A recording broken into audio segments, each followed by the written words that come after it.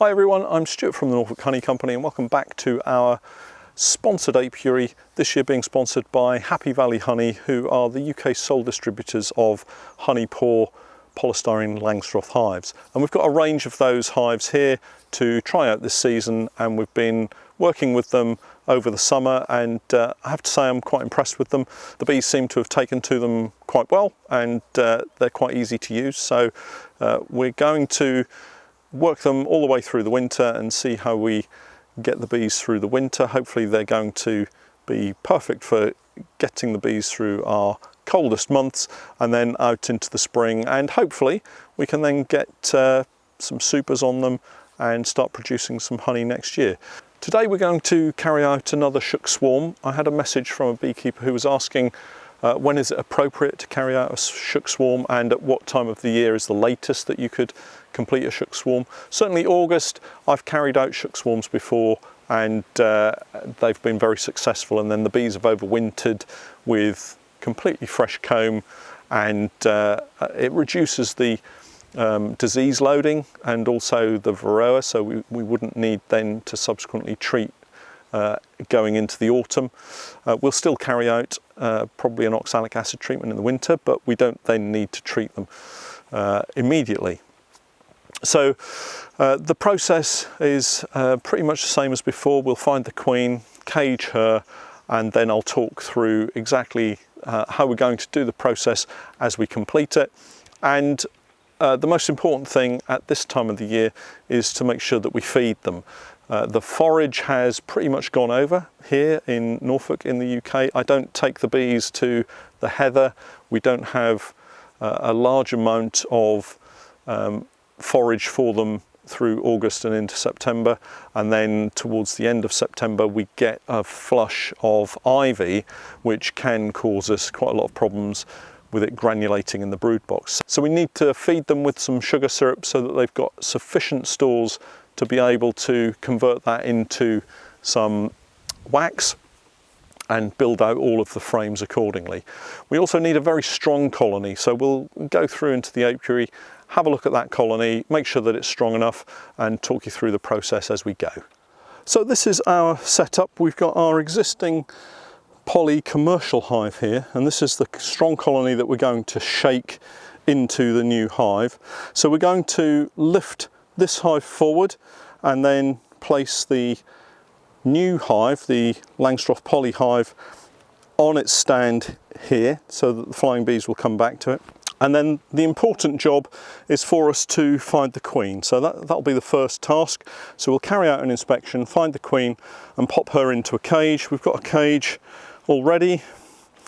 And then once we've found the queen, we can then proceed with the shaking of the bees into the new hive. So we've moved the commercial poly hive forward, and we can now open that up and carry out our inspection. And then we've got our Honey Paw polystyrene Langstroth hive here. We've got the deep roof, then we've got the feeder that we need to be able to feed the bees, and that will hold up to 15 litres of sugar syrup.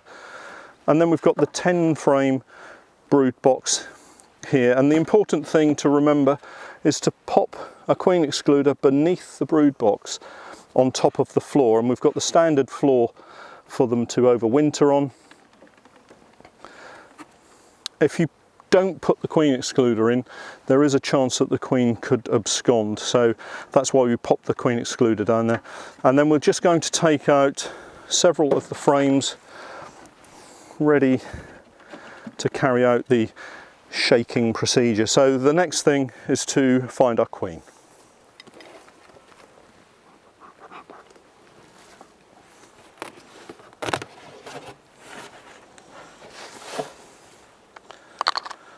So our hive identifier.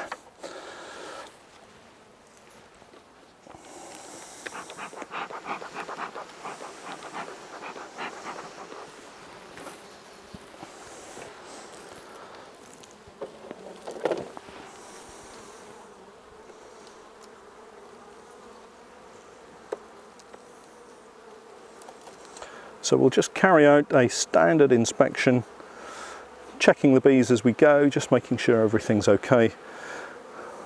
But we do ideally want to spot the queen and get her moved across. If it turns out that we don't find the queen, then we can carry out the shook swarm procedure regardless of that, but it just means that we're going to have some doubt in our mind as to whether or not the queen has been transferred across. So ideally we'd like to find her.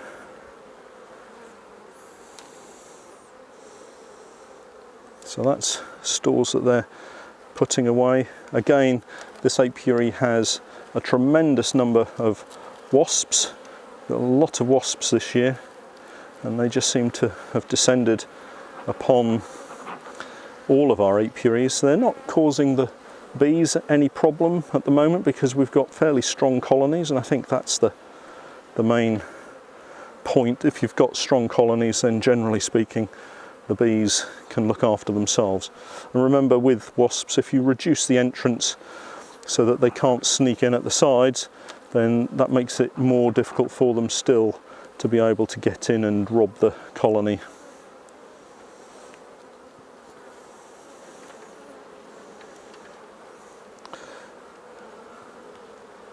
So we're still actually looking at frames of food stores, and provided this colony is healthy, we can use these frames with some of the nukes and other colonies that maybe don't have quite so much stores in their brood boxes. And you'll recall perhaps that in this particular colony we had a queen who was a large light coloured queen, and we thought that the colony, I thought the colony was queenless, and so there's the queen. I thought the colony was queenless, but actually it turned out that we had a laying queen. So the queen is here, she's unmarked, so we'll mark her at the same time and we'll pop her into a cage.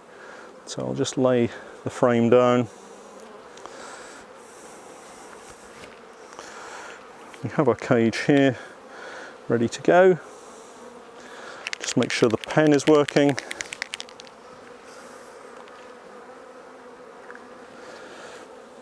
And then we can just move her back into a position where we can pick her up and get her marked.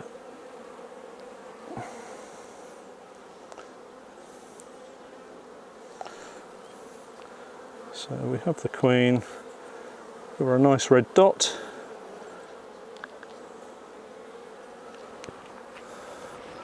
And then I'll pop her into the cage where she can rest, and then we'll just pop some bees in with her.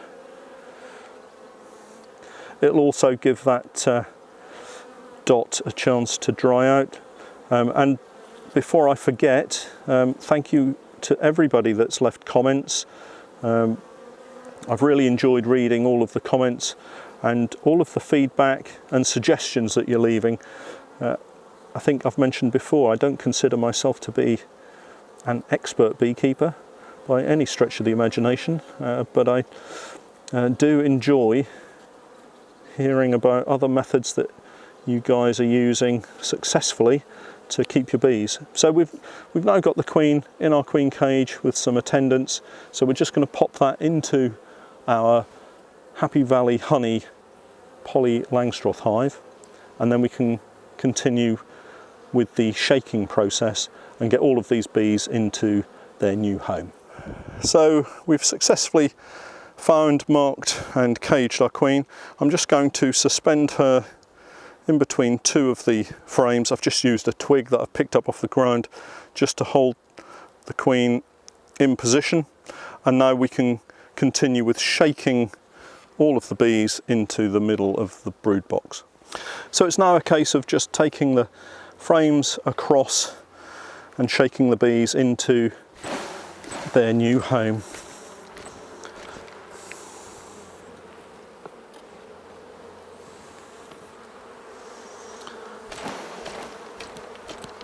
Simple process. The important thing is that we get the feeder on them nice and quickly after we've shaken everything across so that they've got some food to be able to start building the new comb.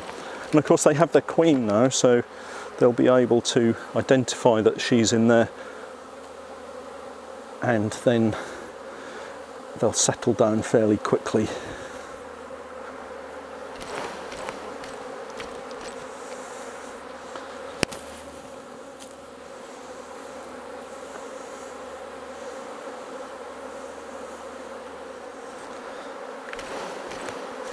It's important that you give yourself plenty of room to shake the frames out, so take out 3 or 4 frames, otherwise you'll end up bashing the comb.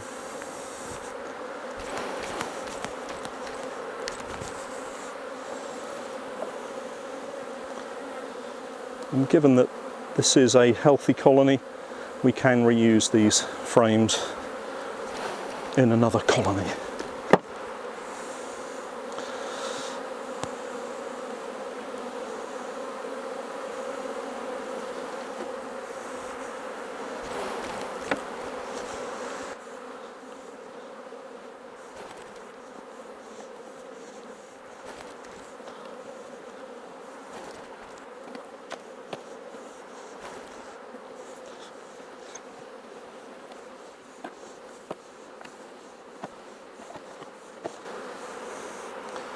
So that's all of the frames shaken. We can now move this box away and close up this colony. So we've shaken all of the frames in, we've removed the old hive. The flying bees are now coming back to their entrance here.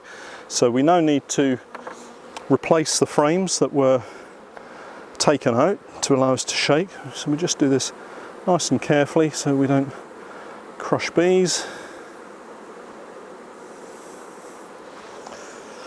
So these Honey Paw Hives are available from Paul Beardmore's website, which is happyvalleyhoney.co.uk. Paul has sponsored this apiary for us this year, and I'm very grateful to him. And I'd appreciate if anybody's watching the videos and fancies popping over to have a look at their website, just to go and acknowledge the fact that you've seen them here, and that would be great. So the next job is to release the queen. So we'll just take the queen out from between the 2 frames here,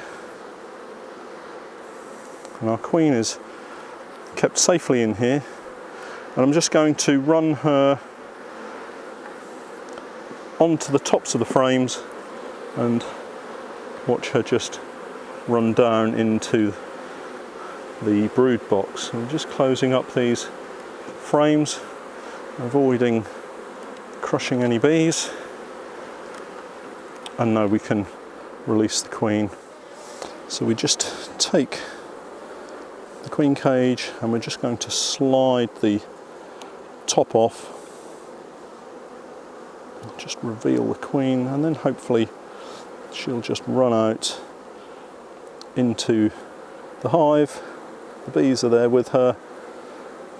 She seems happy enough just to stand. Oh, there we go.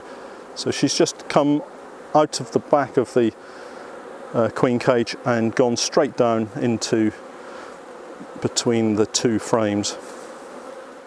So the next task is to get the feeder on. We'll just smoke around the top edge here just to move the bees away. And then we can take the feeder,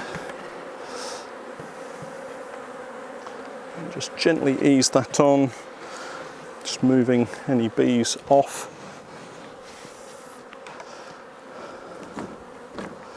And now we can pop our sugar syrup into the feeder. The feeder will take up to 17 litres, I think, so we'll just pop our sugar syrup in. This is a light sugar syrup still, and once they've taken this down, we'll then look to top them up, possibly with a heavy sugar syrup, but this is a 1-to-1 sugar syrup. So we'll get that put together again. So we've got our cover board on just to stop anything from falling into it, and now we can get the roof on.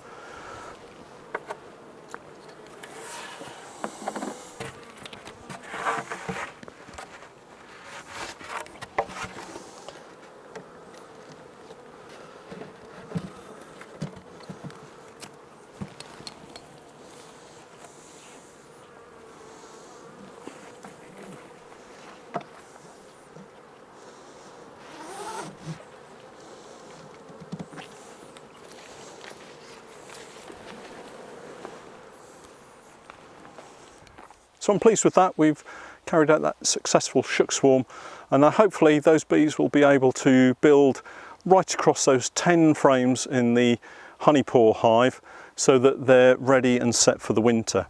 We've still got some really nice warm weather coming through August, and crucially the nighttime temperatures are not going to drop down into single figures at the moment. So hopefully we'll come back in a few days' time and see that they've started to build out some of the comb and that the queen has started laying again.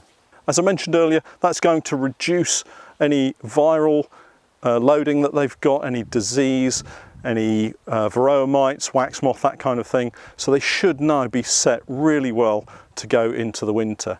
They're still bringing in lots of pollen from the various plants that are available to them, so they should be able to build up sufficient stores and sufficient pollen to get them through the winter and into the new season. My thanks again to Paul at Happy Valley Honey for sponsoring this series of videos and this apiary. And don't forget to check out our Patreon page, where you can support us in producing lots more of these videos and gain access to even more content. We're going to head off and get cleaned up now, and we'll catch up with you next time. Thanks for watching.